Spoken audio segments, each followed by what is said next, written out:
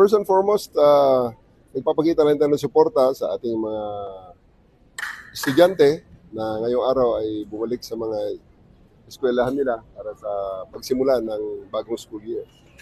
Pero ang pag-inspection actually ay dinelegate na natin sa ating mga district directors dito sa Metro Manila at sa kanilang mga station commanders. At sa ibang parte naman ng bansa ay inutusan na natin ang mga regional directors, provincial directors at ang mga chiefs of police na mag-coordinate sa mga school heads para sa kanilang mga security requirements. Actually, ang operation natin na ito, matagal na.